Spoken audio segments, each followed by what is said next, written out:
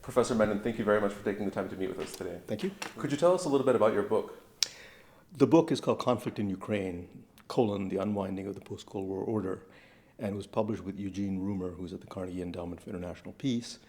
And we hadn't set out to write it. A publisher came to us, MIT Press, and asked whether we would do it. My first answer was no, and then, to make a long story short, we were talked into doing it. We were reluctant to do it because Ukraine is a moving target. So what we did was to write it in a way that provided historical context about Ukraine, how it became a nation, how it was put together, how that shapes national identity, and then the Soviet experience, but then post-Soviet Ukraine, the kind of polity and economy that it's become, and then segueing to the crisis, not at the end making policy recommendations, but simply positing certain pathways along which the crisis could unfold, and happily we've been not proven wrong. What was your goal in writing this book? I think it was to write a book that would be read and appreciated both by academics as well as by the wider public. It was clear to us that Ukraine was not going to stay just an academic issue, that there were significant foreign policy choices that American leaders had to make that would implicate the American public, and that over time, as things got worse, which we thought they would, that Ukraine would be more and more in the news. So we felt some obligation to write a book that was readable and understandable by non-specialists. So it's intended for both constituencies, academics and non-academics. The Secretary of Defense has suggested that we should arm Ukraine. Do you think this would be a good idea? Well, there's been a big debate on this, as you know, and I've staked out a very clear position on this. I am very much in favor of doing everything possible to make Ukraine succeed. I am not in favor of arming Ukraine, and there are many reasons for this. One is, I think it's completely wrong to believe that you send crates of weaponry to a country and that it then has the military capability to take on a much more substantially larger power. In the case of Ukraine, as you well know, because of the state of the armed forces, riddled by corruption and lack of professionalism, and the small size of the armed forces themselves, militias have filled the void. I've met a number of militia people in my trips to Ukraine. So there is a whole question of restructuring, reforming the army. Simply giving it weapons is not a good idea. I'm not even sure that some of these weapons will end up in the hands of folks that we don't want the weapons to have. But there's a much more fundamental reason. That is to say, we have to ask ourselves, if we take this step, what happens if the adversary, in this case Russia, behaves in a way that we don't anticipate? My own view is that given the geographic advantage that Russia has and the higher stake that it has in Ukraine relative to the West, if we arm Ukraine, there will almost certainly be a Russian escalation. So we have to ask ourselves, if despite arming Ukraine, its military is not able to hold the line, is there a plan B? Is it to arm Ukraine with more weaponry? Is it to send more advanced weaponry? What if that doesn't work? Are we prepared to do anything much more substantial to call Mr. Putin's bluff? I don't think there's political will in this country, neither at the level of the elite nor the public, to do that. What do you mean by Putin's bluff? Well, he's almost certainly going to react in some way. We don't know what way. To arm the so-called volunteers more, to send in more Russian troops, which he says are not present, but which everyone knows are present, to make some kind of feint in the direction of the eastern extremity of the NATO alliance. It doesn't matter what. But the question has to be asked, what do we do in case he does any one of those things? And I've talked to many people who are supportive of sending Ukraine arms, and their answer is basically Hail Mary. We'll send them arms and that will send Putin a message. Well, I'm not so sure about that. I'm not so sure what message it'll send him. He staked so much on success in this war, domestically speaking. He's got very narrow wiggle room to leave. And the fact of the matter is that although there's been a lot of coverage about Ukraine in the United States, in Europe, the stomach, shall we say, for slitting veins on behalf of Ukraine is very, very weak. So I will give you an example. There was a poll this summer in which 10 NATO countries were asked the question, would you defend a fellow NATO country? 5 of them, including Britain, France, Spain, Poland, and Italy, and there's one more that I've left out, said no. Now, if that is the attitude toward their own allies, what would be the attitude toward Ukraine? In The United States, the support, when I last checked, for arming Ukraine was about 46%. In Germany, it's about less than 30%. Right? So there is a very significant question also of whether one can maintain alliance cohesion.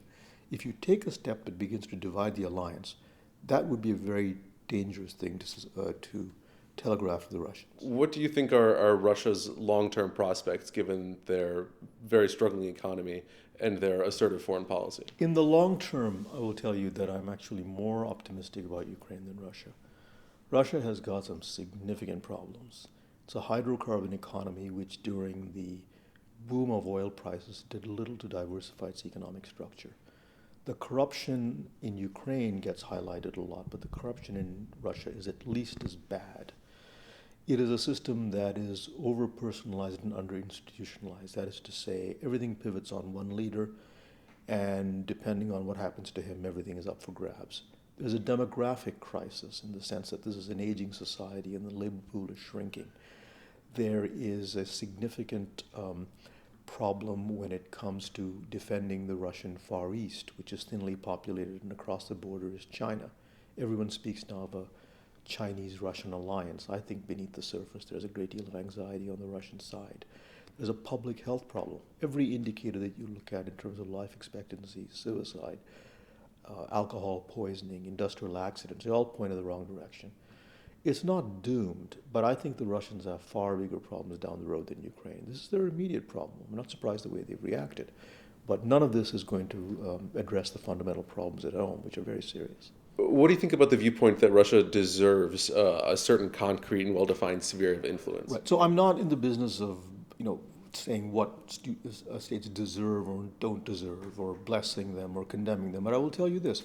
It is not surprising to me that a Russia that was weak in the 1990s and did not like NATO expansion at the time. People say, well, in those days, Yeltsin was more favorably disposed to it. That's absolutely not true. Andrei Kozyrev, who was the foreign minister seen as most, quote, pro-Western, condemned it in 1992, as early as 1992. Every successive Russian leader in the Yeltsin period, Primakov, Yeltsin, condemned it. Now, what happened in 2000?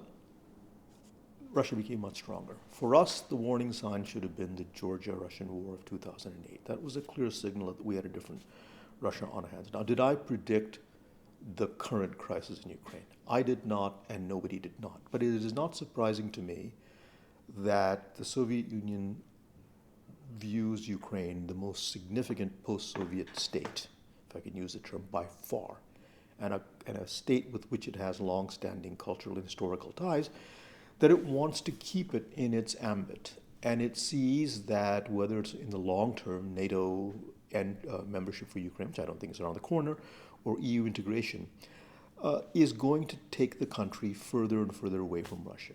Great powers tend to push back, right? So to say that is not to say what has happened is a good thing. It is simply, in the history of international politics, not surprising. What, in your opinion, do Putin's movements in Syria have to do with the crisis in Ukraine?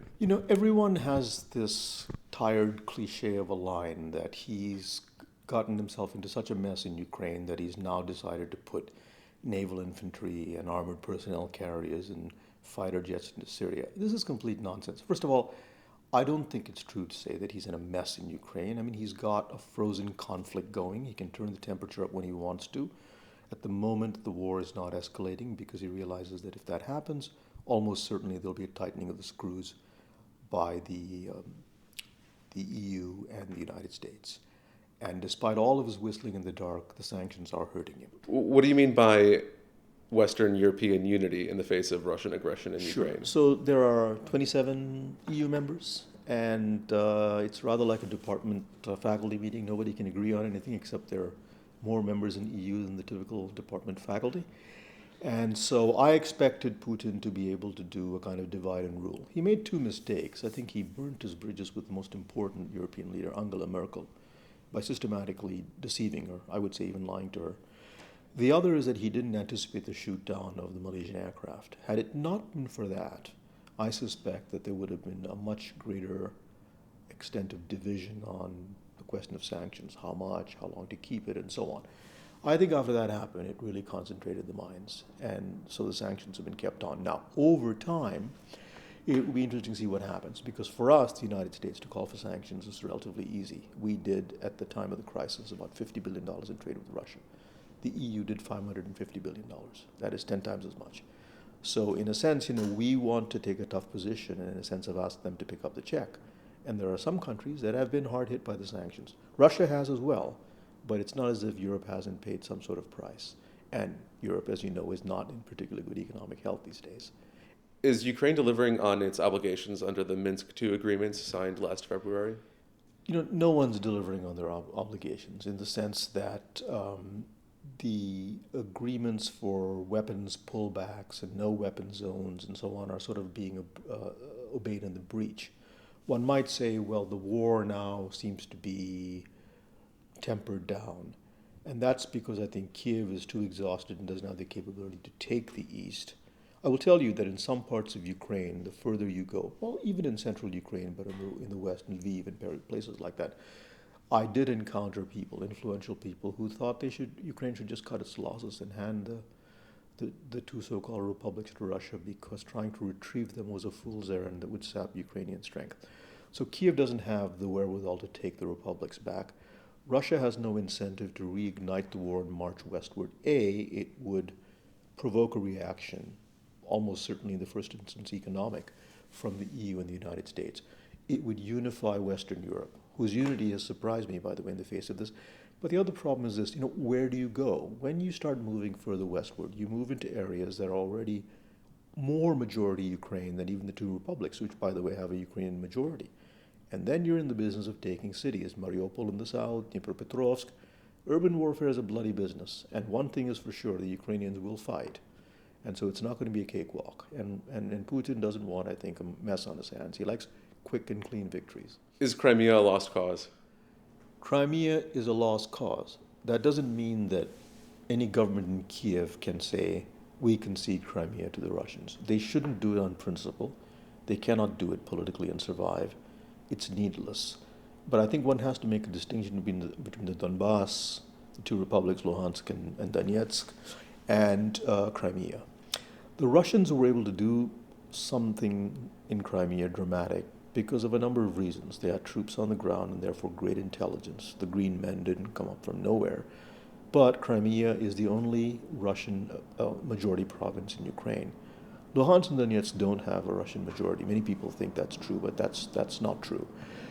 I could see a deal under which Ukraine could be kept united and have regained control over the east. I cannot conceive of a circumstance in which they would regain control of Crimea. What steps can Ukraine take to address these social and financial issues? We've been talking a lot about strategy and foreign policy, and that's good. My greatest worry is not that so much, is whether Ukraine comes out of the economic crisis that it's in. So for the first 2 quarters of this year, its economy shrank respectively. I think the numbers are approximately correct, 16% and 14%.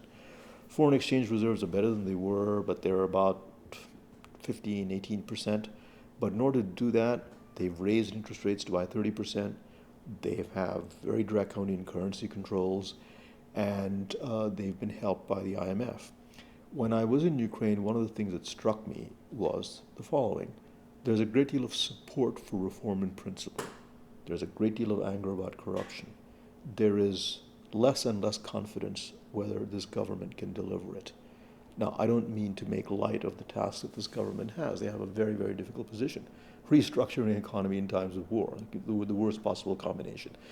But my concern is whether, not of a Russian war, but whether Ukraine will prove itself, as it did during the Orange Revolution, to get its house in order. That's the big challenge and the big threat that it faces.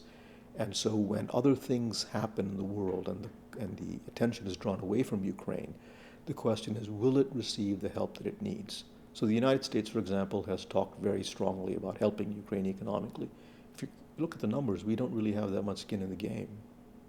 Do you think that Ukraine is on the right track in their political and economic reforms? It's not true to say they've done no reforms. They have. But it's true to say that they haven't done them fast enough and deep enough, and there are complicated reasons for that. The public perception, when I was last in Ukraine this summer, And I expected to see far less criticism of the government than I did. And what surprised me is that I saw criticism not only from people who I expected would be critical of it, but even from some people who were very close to it and who were connected with Mr. Poroshenko. They wouldn't say anything in public, but they made it quite clear that they were unhappy with the way that things were going. So if a government loses legitimacy in public purchase, it's much more vulnerable to a crisis than anything that a foreign power can do to it. And that's the open question. Professor, thanks again for taking the time to meet with us. My pleasure.